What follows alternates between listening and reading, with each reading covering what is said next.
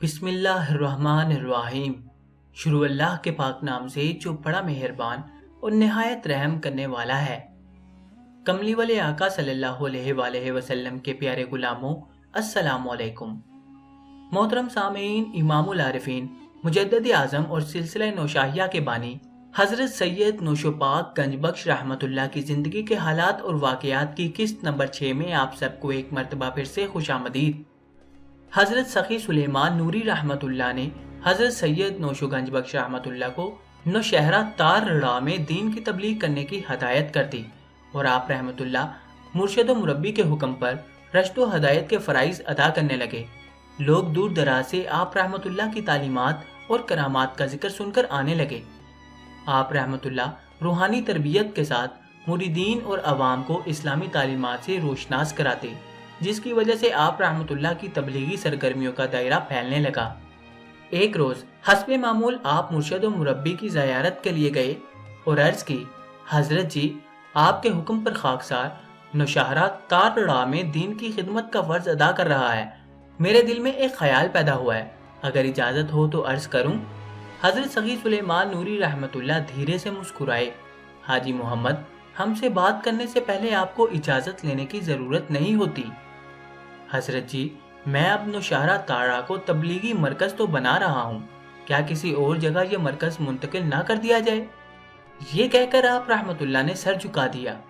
حضرت سخی سلیمان نوری رحمت اللہ دھیرے سے مسکرائے اور آپ کی کمر سہلاتے ہوئے فرمانے لگے، کوئی بات نہیں ہے، تمہیں جس بات کا دھڑکا ہے، خطرہ ہے، بے ادبی کا خیال ہے، تو یہ فیصلہ ہم آقائے دو عالم صلی اللہ علیہ وآلہ وسلم کے وسیلے سے بارگاہ الہہ میں پیش کریں گے۔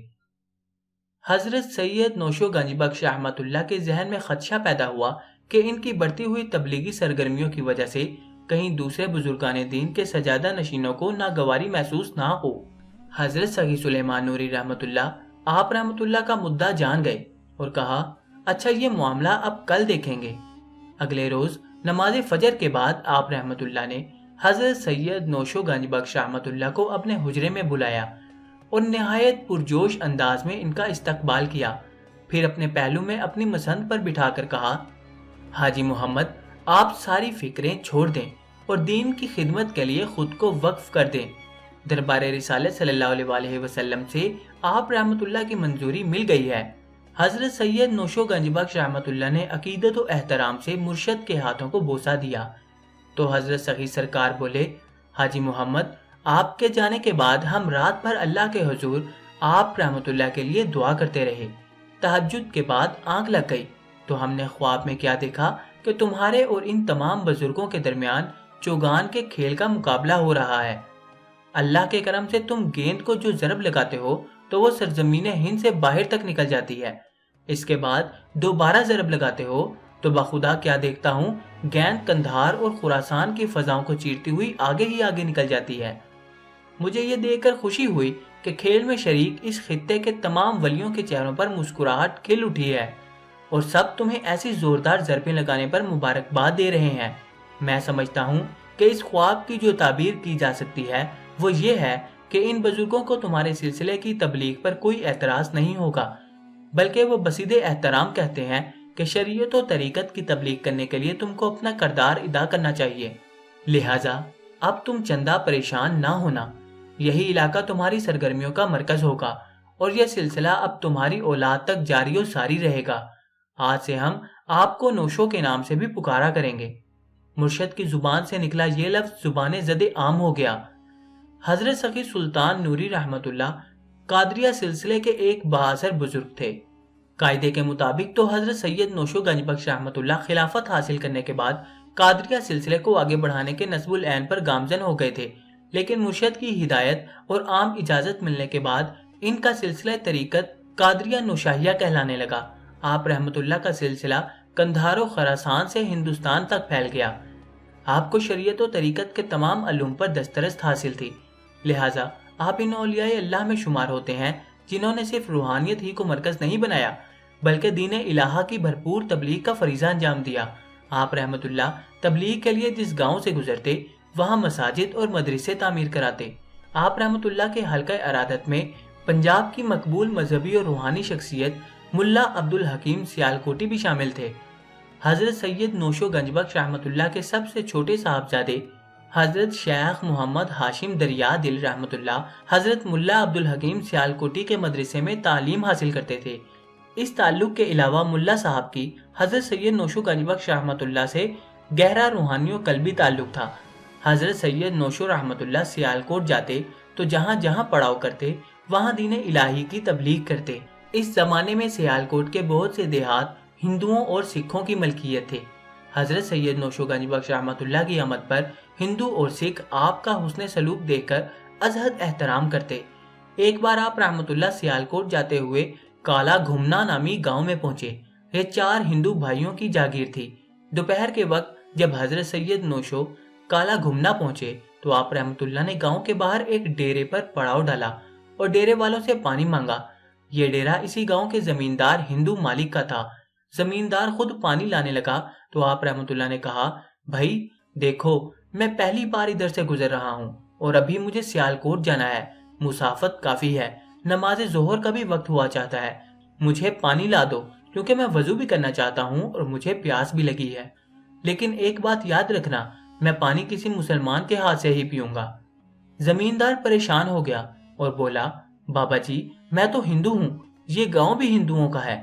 وہ لمحہ بھر کے لیے رکا اور اپنا تعارف کرانے کے بعد کہنے لگا، اس گاؤں کے مالک ہم 4 بھائی ہیں، اس گاؤں میں صرف ایک ہی مسلمان گھرانہ ہے، میں ان سے پانی منگواتا ہوں۔ وہ ہندو نرم دل اور سمجھدار انسان تھا۔ اس نے مسلمان کو بلایا اور آپ رحمت اللہ کو پینے اور وضو کے لیے پانی مہیا کیا۔ آپ رحمت اللہ نے ہندو ڈیرے دار کی موجودگی میں ہی مسلمان سے کہا، یارا پانی تو ہم نے پی لیا اور وضو بھی کر لیا ہے، لیکن دیکھو اب ہم نے نماز بھی پڑھنی ہے اور تمہارے گاؤں میں کوئی مسجد بھی نہیں ہے، تم نماز کہاں پڑھتے ہو؟ حضرت جی یہاں سب اپنی اپنی نماز پڑھتے ہیں، مسلمان ملازم نے کہا۔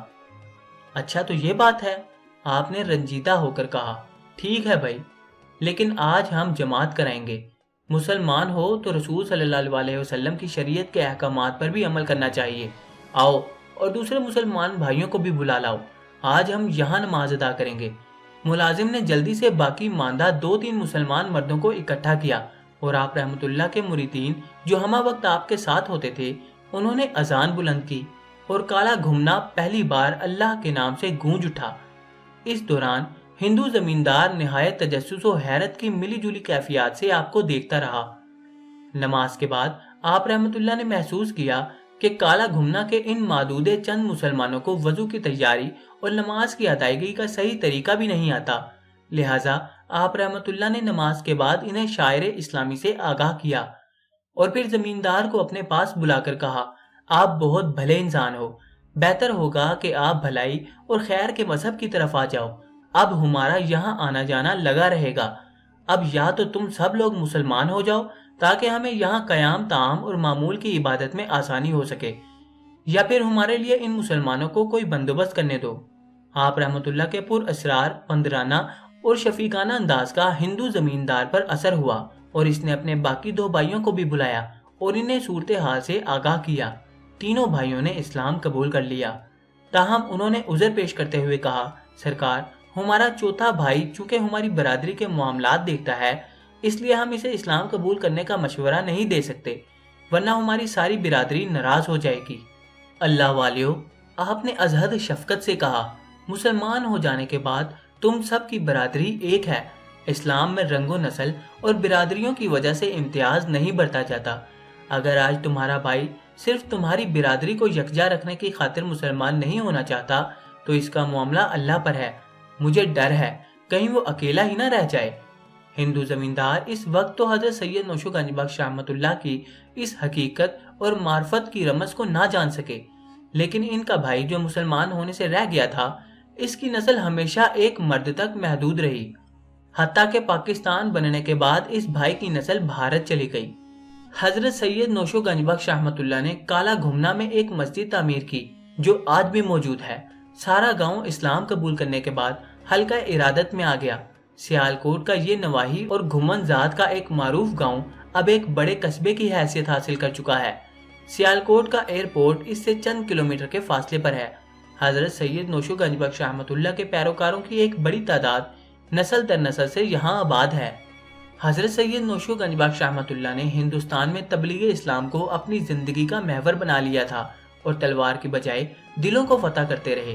اولیاء اللہ کا اخلاق، سخاوت، ہمدردی، مساوات اور ان کی تبلیغ و کرامات نے ہندوستان میں اسلام کا بول بالا کیا ہے۔ حضرت سید نوشو گنج بخش رحمۃ اللہ رسول کریم صلی اللہ علیہ وآلہ وسلم کے نقشے پا پر چلتے رہے۔ آپ رحمۃ اللہ نے اپنے ہر عمل کو محبوب خدا صلی اللہ علیہ وآلہ وسلم کے سانچے میں ڈھال رکھا تھا۔ وہ شاہانہ کے بجائے سادہ فقیرانہ زندگی اختیار کرتے۔ سخاوت اور تبلیغ آپ رحمۃ اللہ کی زندگی کے معمولات میں شامل تھے۔ آپ رحمۃ اللہ کے اوصاف اور قول و فعل دیکھ کر غیر مسلم آپ کی جانب کھینچے چلے آتے تھے اور گاؤں کے گاؤں آپ کا حسن سلوک دیکھ کر دائرہ اسلام میں آ جاتے۔ آپ رحمۃ اللہ کے سلسلے میں چونکہ فیض کا اثر بہت تیز تھا، لہٰذا آپ رحمۃ اللہ کے مریدین آپ رحمۃ اللہ سے تربیت پا کر ملکوں جاتے اور اللہ کے دین کی حقانیت کا پرچار کرتے۔ آپ رحمۃ اللہ اردو، فارسی، عربی اور پنجابی میں اشعار کہتے اور اشعار کی مدد سے معرفت کی جہتیں کھولتے تو لوگوں کے دلوں پر بہت زیادہ اثر ہوتا۔ صوفیانہ کلام کے حوالے سے حضرت سید نوشو گنج بخش رحمۃ اللہ بلند فکر، ممتاز ترین اور قادر الکلام شخصیت تھے۔ آپ رحمۃ اللہ کے اشعار آپ کی سوچ کا محور ہیں اور آج بھی صوفیانہ شاعری سے عقیدت رکھنے والوں کے لیے کشش رکھتے ہیں۔ حضرت سید نوشو گنج بخش رحمۃ اللہ باصول زندگی گزارنے کا درس دیتے تھے، لہٰذا جھوٹ سے نفرت اور سچ کی برتری کا پرچار کرتے تھے۔ آپ رحمۃ اللہ کی محفل میں آنے والا ہر کوئی برابر سلوک کا مستحق سمجھا جاتا۔ امیر ہو گریب، لاغر ہو یا صحت مند، چھوٹا ہو یا بڑا، آپ کے لیے وہ قابل احترام ہوتا اور آپ انہیں بے تکلفی سے اللہ والیو اور یار کہہ کر پکارتے۔ آپ رحمۃ اللہ مہمانوں کی فراخ دلی سے مہمان نوازی کرتے اور اپنے ڈیرے پر لنگر ہمہ وقت جاری رکھتے۔ آپ رحمۃ اللہ اکثر اپنے ہاتھوں سے مہمانوں کو کھانا تقسیم کرتے اور کہا کرتے، یارو مجھے ثواب لینے دو۔ آپ رحمۃ اللہ نیاز مندوں، حاجت مندوں کو کھلے دل سے تحائف بھی دیتے اور ان کی طلب پوری کرتے۔ آپ رحمۃ اللہ توکل پسند تھے، لہٰذا جو بھی گھر میں ہوتا حاجت مندوں کو پیش کر دیا کرتے۔ آپ کی یہ فیاضی دیکھ کر لوگ آپ کو گنج بخش کہنے لگے۔ آپ اپنی اولاد کو جاہ و حشم سے روکتے۔ اگر کوئی نواب، جاگیردار یا شہنشاہ آپ رحمۃ اللہ کی اولاد کو کسی عہدے پر متمکن کرنا چاہتا تو آپ رحمۃ اللہ منع کر دیتے۔ حضرت سید نوشو گنج بخش رحمۃ اللہ پہلے شریعت پھر طریقت کی تبلیغ کرتے تھے، نماز پنجگانہ پر سختی سے عمل کراتے اور خود امامت کراتے، البتہ کبھی خود بھی مقتدی بن جاتے اور مریدوں سے امامت کراتے رہتے۔ آپ رحمۃ اللہ اکثر فرماتے کہ دین اور شریعت کی پابندی سے دین و دنیا کی نعمتیں حاصل ہو سکتی ہیں، نماز اور شرعی احکامات کے بغیر قرب الہی ملنا ناممکن ہے۔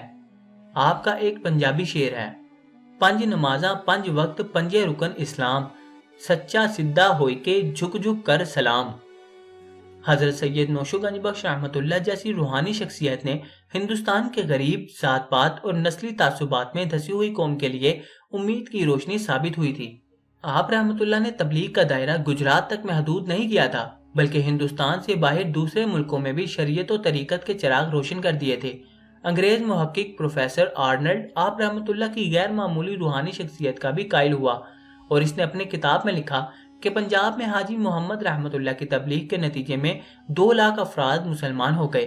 فرانسیسی محقق گارسا دتاسی نے بھی آپ رحمۃ اللہ کی خدمات کو تسلیم کیا اور لکھا کہ حاجی محمد کی تبلیغ نے ہندوستان کے طول و عرض اور افغانستان تک کئی نابغہ روزگار مبلغین پیدا کیے، جنہوں نے آپ رحمۃ اللہ کی ہدایت اور تربیت کے بعد اپنے علاقے میں جا کر اسلام کا پرچم سر بلند کیا۔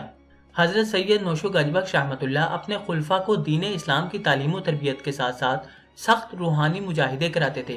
آپ رحمۃ اللہ اپنی نگرانی میں ہر اہل خلیفہ کو مجاہدے کے آداب سمجھاتے اور انہیں مجاہدوں سے حاصل ہونے والے رموز و اسرار بیان کر کے سمجھاتے کہ اللہ کی قربت حاصل کرنے کے لیے ایک مرد کلندر کو اپنے نفس کو مطیع بنانے کے لیے کتنی مشقت کرنی پڑتی ہے۔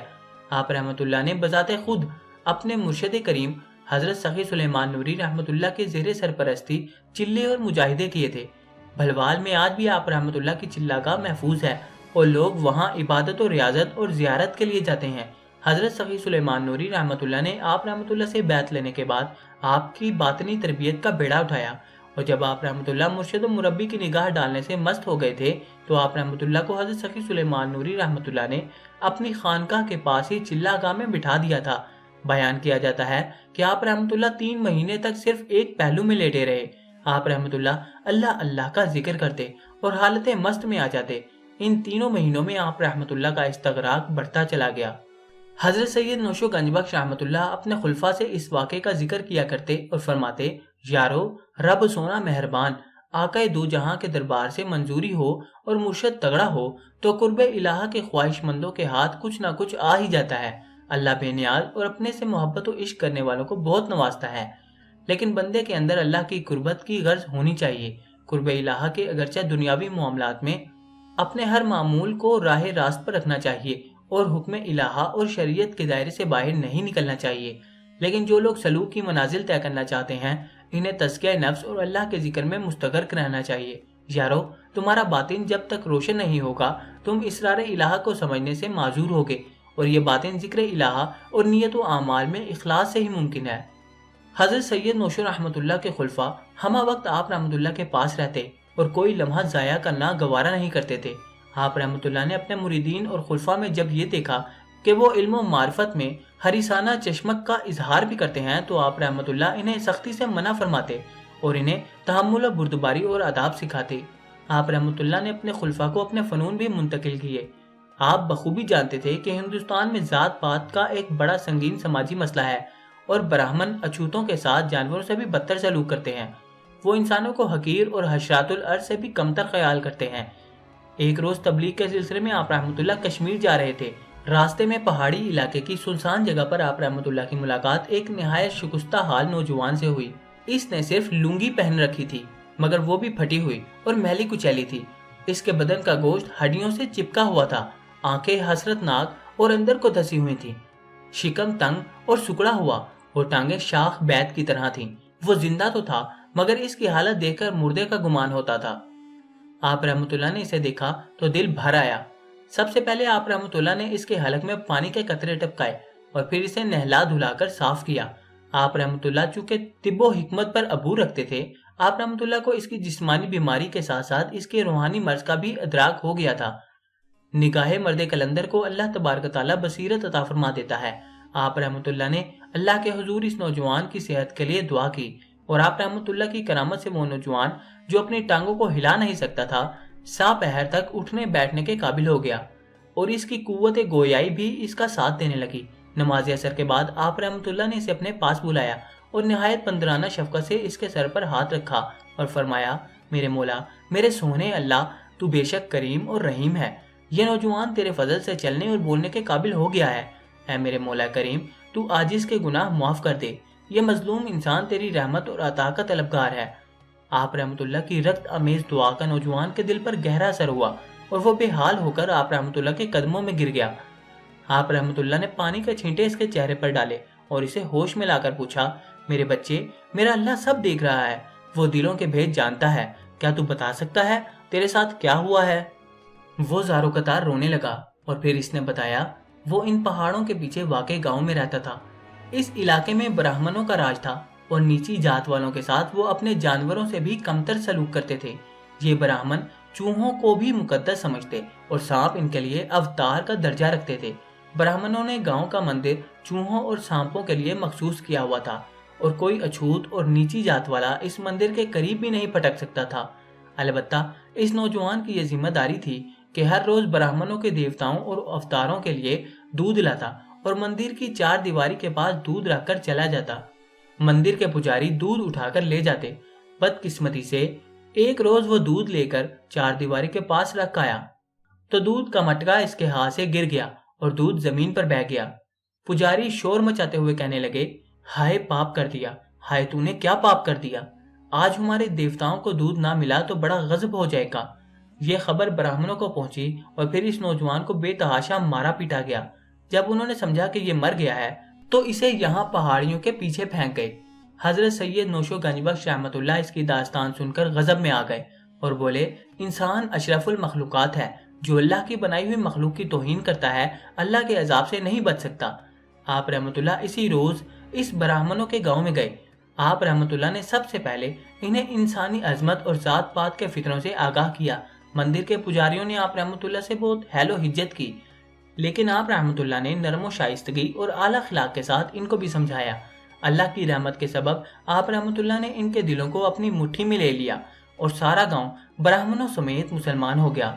آپ رحمۃ اللہ نے وہاں مسجد تعمیر کرائی اور ذات پات میں تقسیم اور جانوروں کی عبادت کرنے والوں کو ایک اللہ ایک رسول کا غلام بنا دیا۔